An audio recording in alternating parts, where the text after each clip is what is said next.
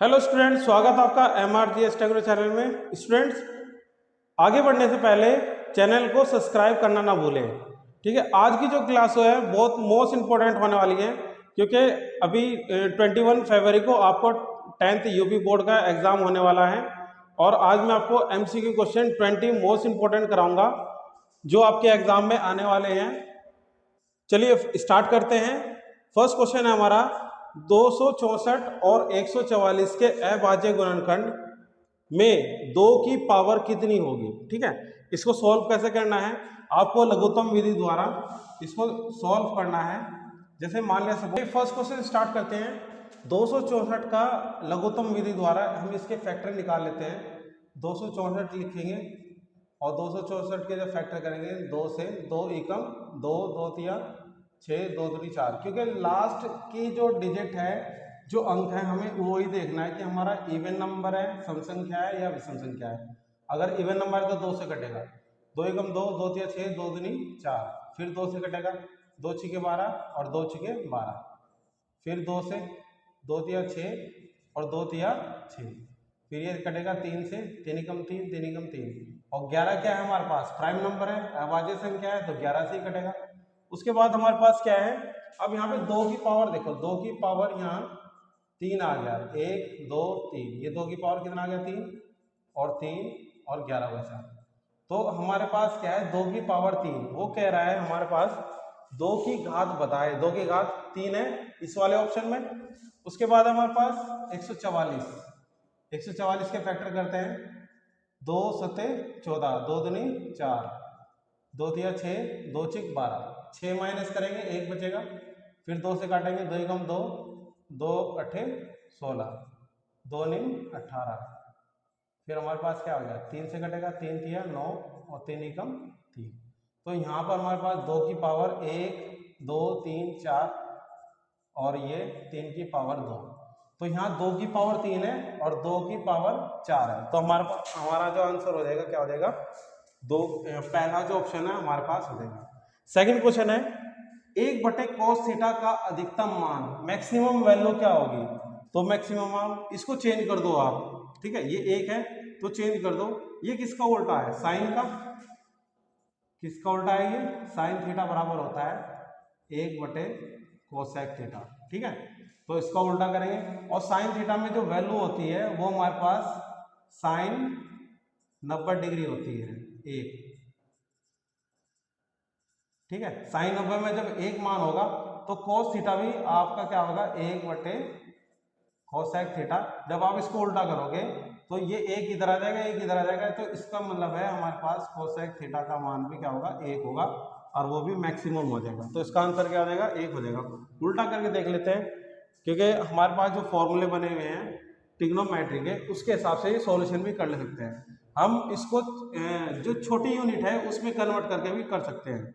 उसके बाद third question है, एक परीक्षा में 7 छात्रों के प्राप्तांक 3 2 3 4 2 2 और 5 है। छात्रों का बहुलक क्या दिए, बहुलक का मतलब क्या होता है इंग्लिश में, इसको बोलते हैं मोड। क्या बोलते हैं इसको, मोड बोलते हैं। तो मोड जिसके अंक ज्यादा होते हैं वो ही बहुलक होता है। तो यहाँ देखते हैं 3 कितने 2 हैं, 4 एक ही है और 5 भी एक ही है, 2 कितने हैं 1 2 और 3 है, तो 3 है तो इसका मतलब क्या हो जाएगा 2, यहाँ पे इसका आंसर हो जाएगा। नेक्स्ट क्वेश्चन है, रेखिक समीकरण युग्म 6x - 7y = 1 3x - 4y = 5 है। क्या है, इसके ये 4 ऑप्शन दे रखे हैं, एक अद्वितीय हल, 2 हल, परिमित हल, कोई हल नहीं। अच्छा, ये कोई हल, मान लें 2 इक्वेशन दे रखी है तो हल तो जरूर निकलेंगे, तो ये तो नहीं हो सकता है। 2 हल है, 2 हल भी नहीं हो सकते हैं, एक तो प्रतिस्थापन विधि होती है, एक विलोपन विधि होती है जिसको एलिमिनेशन मेथड बोलते हैं, तो ये भी नहीं हो सकता है। फिर क्या बोल रहा है कि अपरिमित अनंत हल, अनंत हल तो बिल्कुल भी नहीं होंगे। ठीक है, बहुत सारे हल नहीं हो सकती है, तो ये होता है अद्वितीय हल, 2 से ज्यादा अद्वितीय हल में आता है, तो ये इसका आंसर हो जाएगा। तो ये हमारे 4 क्वेश्चन है, 4 के बाद 5 देखते हैं।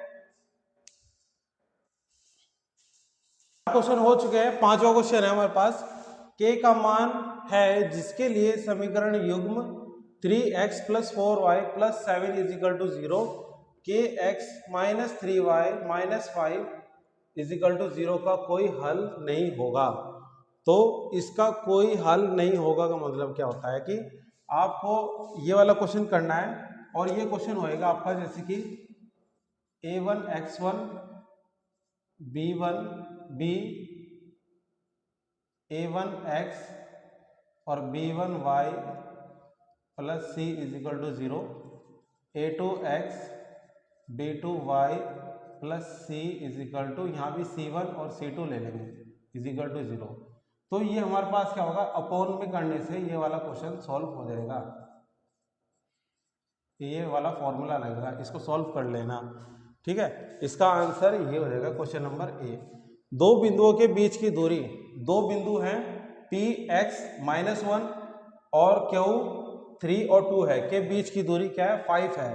तो तब x का मान कितना होगा, तो इसमें फॉर्मूला लगेगा आपका d is equal to under root x2 minus x1 का whole square plus y2 minus y1 का होल स्क्वायर। तो ये इसमें फॉर्मूला है। इसमें जब आप वैल्यू पुट करोगे तो इसका आंसर आ जाएगा, d की वैल्यू कितनी होगी हमारे पास 5 होगी, यहाँ 5 रख देंगे, ठीक है। उसके बाद x2 x1 y1 x2 y2 ये आ जाएगा 3 माइनस का x का स्क्वायर प्लस, और यहाँ पे वैल्यू पुट करेंगे y2 की वैल्यू 2 है और -1 है, तो माइनस माइनस क्या हो जाएगा प्लस हो जाएगा। जब आप इसको सॉल्व करेंगे तो आपके पास वैल्यू आ जाएगी, इसका आंसर सॉल्व हो जाएगा, ठीक है। उसके बाद नेक्स्ट क्वेश्चन है, 12 सेंटीमीटर त्रिज्या वाले एक वृत्त त्रिज्या खंड का मतलब क्या होता है, रेडियस फैक्टर बोलते हैं इसको। रेडियस फैक्टर का क्षेत्रफल है जिसका त्रिज्याखंड का कोण कितना है 60 है। तो उसको आप क्या करना है, इसकी वैल्यू निकालनी है, ठीक है। वैल्यू कैसे निकलेगी, मान लिया पूरे उसका क्या होता है पाई आर स्क्वायर होता है, पाई आर स्क्वायर। तो आपको थीटा अपॉन 360 वाला फॉर्मूला लगाना है और इसका सॉल्यूशन हो जाएगा, ठीक है। जब आप वैल्यू पुट करोगे तो ये हो जाएगा आपके पास, पाई की वैल्यू कितनी होती है, पाई को पाई रहने दो क्योंकि ऑप्शन में हमारे पास क्या है पाई है, इसको सॉल्व करने की जरूरत नहीं है। आर की वैल्यू 12 सेंटीमीटर त्रिज्या है, तो यहाँ लिखेंगे 12 का स्क्वायर और 60 अपॉन 360, ये आपका सॉल्व हो जाएगा, ठीक है। उसके बाद है हमारे पास क्वेश्चन नंबर 8, एक कोर की छिली हुई एक बेलनाकार पेंसिल का संयुक्त रूप क्या होगा। संयुक्त रूप क्या होगा मतलब पूरा शेप क्या होगा। मान लिया अगर हम एक पेंसिल बनाते हैं, ये पेंसिल ड्रॉ किया, ठीक है, इस टाइप की पेंसिल होती है, और अब आपको देखो ये तो हमारे पास शंकु है, ये कोण है, ये वाला पार्ट क्या होगा कोण हो गया, और ये हमारे पास क्या है बेलर है, सिलेंडर है। तो अब इसके ऑप्शन पढ़ते हैं, एक शंकु बेलन, दो शंकु दो बेलन या अर्धगोला। अर्धगोला बिल्कुल नहीं, दो बेलन भी नहीं, दो शंकु भी नहीं, ये हो जाएगा एक शंकु और बेलन हो जाएगा। तो इस टाइप के क्वेश्चन आपको एमसीक्यू क्वेश्चन में देखने को मिलेंगे, ये आप कर सकते हैं सॉल्व, ठीक है। ये क्वेश्चन नंबर 8 है। इसके बाद 9, 10 और 20 तक देखेंगे सॉल्व। क्वेश्चन नंबर 8 के बाद क्वेश्चन नंबर 9, समीकरण 5x plus 3y is equal to 0 और 4x minus y is equal to 3 की निरूपित रेखाएं क्या होगी।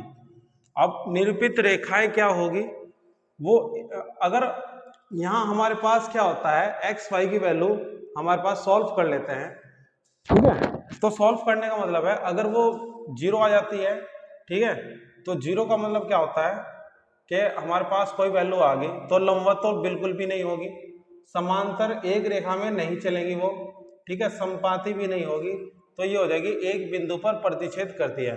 तो इस तरह से वैल्यू ये हो जाएगी, जब हम एक्स वाई की वैल्यू आ जाएगी तो एक बिंदु आ जाएगी, तो उस पर प्रतिच्छेद हो जाएगी।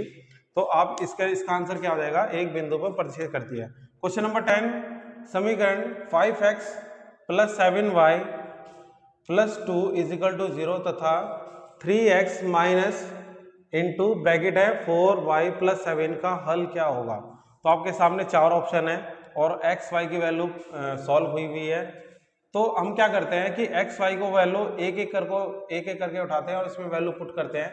सेकंड वाली में या फर्स्ट वाली में, तो सेकंड वाली में कर लेते हैं। अब सेकंड वाली में अगर ये वैल्यू रखेंगे तो हमारे पास x की वैल्यू क्या -2 है, तो सॉल्व करेंगे इसको, ये आ जाएगा आपके पास -6 आ जाएगा। y की वैल्यू राइट हैंड साइड में पुट करेंगे तो -4 और ये हो जाएगा -4।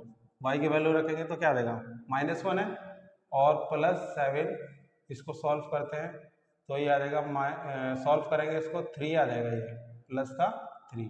तो ये अलग अलग आ गया है, तो ये भी नहीं इसका सॉल्यूशन है। अब सी ऑप्शन देख लेते हैं।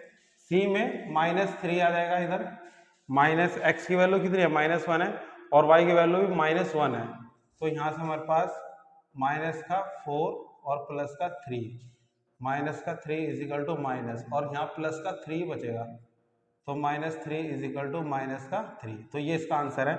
तो हमारा कौन सा ऑप्शन हो जाएगा, सी इसका आंसर हो जाएगा, बाकी इनमें से कोई ऑप्शन नहीं होगा। ठीक है। नंबर 11, निम्न में से कौन सी संख्या अपरिमेय संख्या है?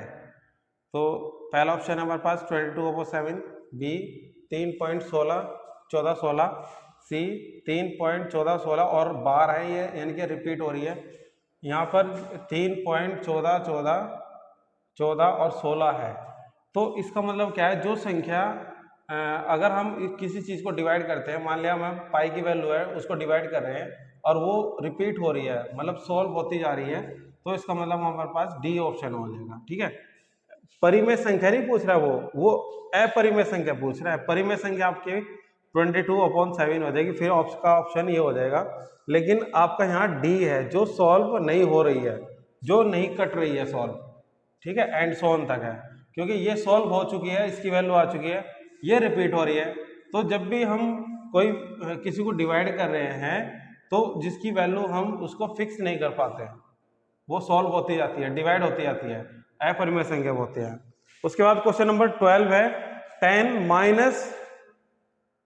570, 10 - 570 का मान कितना होगा? देखो इसकी एक ट्रिक है, इसको सॉल्व करने का क्या होता है कि अगर 10 - थीटा होता है तो क्या हो जाता है, वो माइनस का tan थीटा होता है। अब इसकी वैल्यू तोड़ते हैं, यहाँ पर क्या है हमारे पास, tan 570 है, tan को तोड़ते हैं 360 प्लस थीटा, और ये कौन से क्वाड्रेंट में चलेगा, ये क्वाड्रेंट में चलेगा हमारे पास फर्स्ट वाले में, एक राउंड इसने पूरा कर दिया, फर्स्ट वाले में चलेगा। और इसके बाद हमारे पास वैल्यू क्या बचती है, अगर हम इसके फैक्टर करते तोड़ते हैं इसको, 360 में 200, 360 प्लस थीटा, थीटा की वैल्यू क्या होगी 210, क्योंकि ये एक राउंड पूरा कर चुका है। तो tan अब फर्स्ट क्वाड्रेंट में क्या होगा, tan का क्या हो जाएगा, कोट हो जाएगा, कोट 210, कोट को फिर तोड़ते हैं, कोट 210, तो ये हो जाएगा कोट 180 प्लस 30, और कोट 180 प्लस 30 किस में चलेगा, हमारे पास थर्ड क्वाड्रेंट में चलेगा, और थर्ड में कोट और tan प्लस होते हैं, पॉजिटिव होते हैं, इसमें साइन और कोसेक पॉजिटिव होते हैं, और यहाँ हमारे पास कोस और सेक क्या होते हैं, पॉजिटिव होते हैं, इसमें ऑल पॉजिटिव होते हैं फर्स्ट वाले क्वाड्रेंट में। फर्स्ट में ऑल पॉजिटिव, सेकंड में क्या होता है साइन और कोसेक, और थर्ड में हमारे पास क्या हो जाएंगे tan और कोट, और फोर्थ में हमारे पास फोर्थ क्वाड्रेंट में कोस और सेक हो जाएगा। ठीक है, तो ये हमारे पास क्या हो जाएगा, सेकंड थर्ड में चला गया ये, और थर्ड में क्या होता है, कोट का बन जाएगा tan, क्या बन जाएगा यहाँ पर,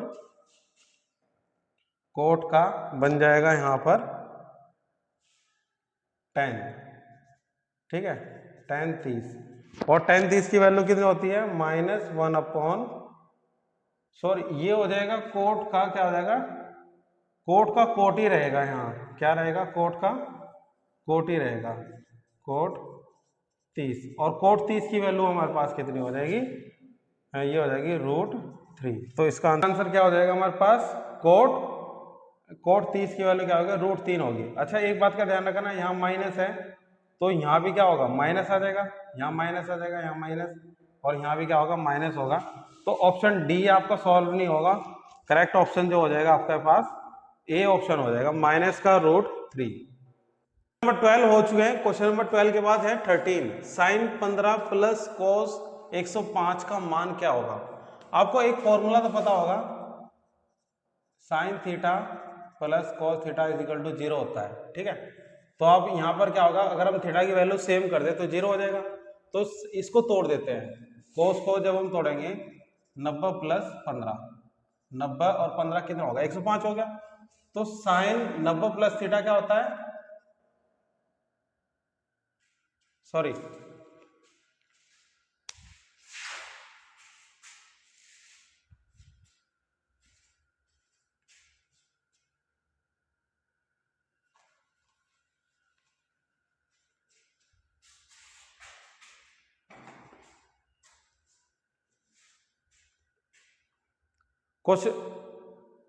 क्वेश्चन 12 हो चुके हैं। क्वेश्चन 12 के बाद क्या है, 13 है। साइन 15 प्लस कोस 15 का मान क्या होगा। चलो इसको सॉल्व करते हैं, ठीक है। साइन 15 है, इसको नहीं छेड़ेंगे, कोस को तोड़ देते हैं, 90 प्लस 15, ठीक है, 90 प्लस 15 हो गया। और ये हो जाएगा साइन 15 एज इट इज रहेगा, प्लस ये कोस 90 प्लस थीटा क्या होता है, साइन थीटा, ठीक है। और कोस की वैल्यू है, ये सेकंड क्वाड्रेंट में चले गया, और सेकंड क्वाड्रेंट में साइन और कोस है क्या, प्लस है, बाकी सब क्या है, निगेटिव है। तो इसका आंसर क्या रहेगा, माइनस रहेगा। और जब माइनस रहेगा साइन 15 क्या हो जाएगा, 0 हो जाएगा। तो इसका आंसर क्या हो जाएगा, 0 हो जाएगा, ठीक है।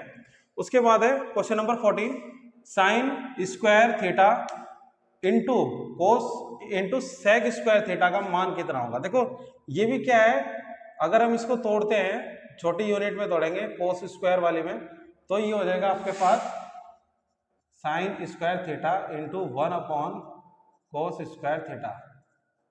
साइन स्क्वायर थीटा और कोस स्क्वायर थीटा क्या हो गया, tan स्क्वायर थीटा। तो ऑप्शन क्या हो जाएगा, ऑप्शन नंबर बी हो जाएगा। अब उसके बाद क्वेश्चन नंबर 15 है, ट्राइंगल ABC ट्राइंगल DEF में AB अपॉन DE और BC अपॉन FD है, तब दोनों त्रिभुज समरूप होंगे जब इनमें क्या होगा, क्या रिलेशन होगा, BE is equal to angle E। तो दो त्रिभुज आप बना लेते हैं, ठीक है। ये हो गया A, थोड़ा टेढ़ा बन गया, इसको सीधा कर लेते हैं, A B और C, ठीक है। उसके बाद हमारे पास ये एक समरूप त्रिभुज है D E और F। अब इसने बोला है कि हमारे पास AB की जो वैल्यू है वो DE की वैल्यू है, ठीक है, ये सेम होगी। उसके बाद BC की जो वैल्यू है वो हमारे पास क्या है, DF है, ठीक है, ये DF है, ये वाला BC बटे क्या है, FD, BC बटे क्या है, FD। AB अपॉन DE और BC अपॉन क्या है, FD। तो अब इसमें एंगल देखना है कौन सा एंगल इक्वल है, तो इसको हम चेंज करके ऐसे लिख देते हैं, ऐसे रख देते हैं, ठीक है। अब ये एंगल क्या हो जाएगा, ऊपर चला जाएगा। तो हमारे पास क्या होगा, दोनों के दोनों हमारे पास, एक तो एंगल ये बी एंगल क्या हो जाएगा, डी के हो जाएगा, ये इक्वलेंट एंगल हो जाएंगे, क्या हो जाएंगे, इक्वलेंट।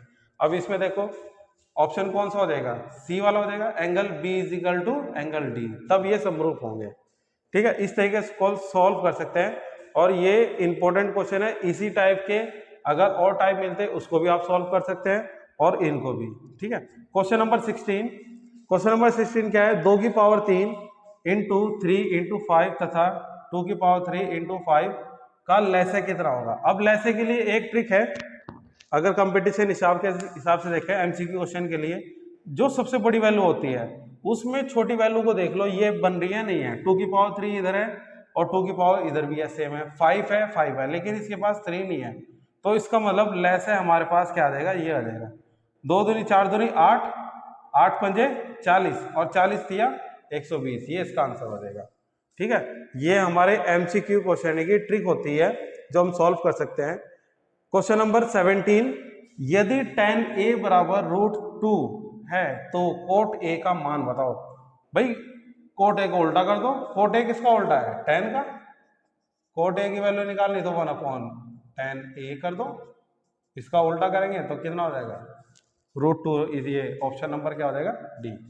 तो इस तरीके से आप ये क्वेश्चन सॉल्व कर सकते हैं, ठीक है। 17 के बाद हमारे पास क्या आ जाएगा,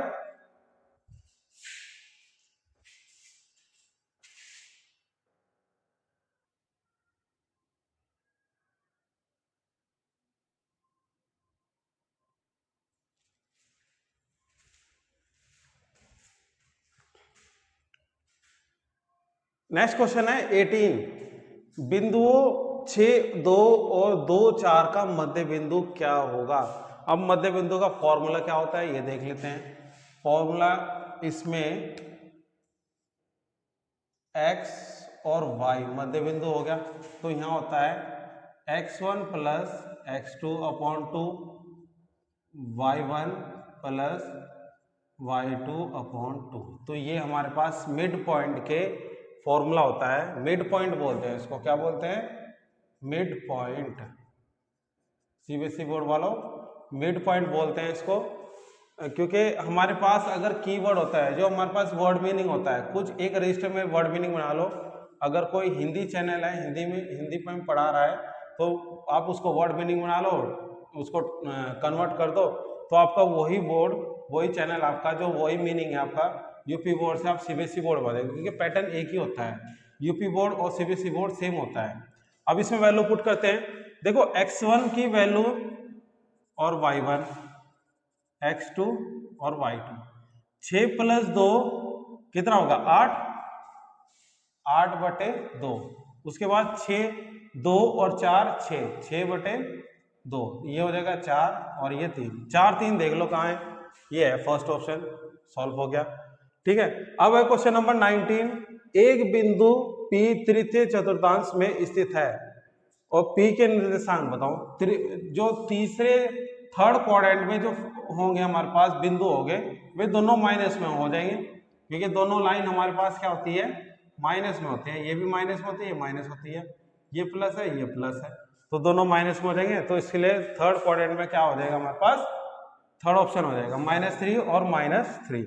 क्वेश्चन नंबर 20, यदि tan a बराबर √3, tan b बराबर 1/√3, तो tan a प्लस b की वैल्यू का मान होगा। तो इसमें फॉर्मूला क्या लग जाएगा, tan a plus b is equal to क्या होता है, tan a plus tan b 1 minus tan a into tan b। इसको सॉल्व करते हैं, यहाँ हो जाएगा √3 प्लस 1/√3, 1 माइनस √3, tan a की वैल्यू क्या हो गया √3 इंटू 1/√3, ये हो जाएगा। ये कितना हो जाएगा, इसको जो भी ये √3 प्लस 1/√3 अपॉन 1 ले लेंगे, ये 0 हो गया। 0 की कोई परिभाषा नहीं होती है, 0 का कोई टेबल नहीं आता है, तो इसका ओवरऑल मान क्या आ जाएगा, इनफाइनाइट हो जाएगा। तो ऑप्शन हमारे पास क्या हो जाएगा, डी हो जाएगा। ठीक है, तो इस तरीके से आप इसको सॉल्व कर सकते हैं। ये आपका जो एग्जाम है, यूपी बोर्ड का जो एग्जाम है, ये हूबहू ये नहीं आएगा, लेकिन ये एक पैटर्न होता है, एक मेथड होता है जो आपको सिखाया जाता है, तो इस तरीके से आप सॉल्व कर सकते हैं। ठीक है।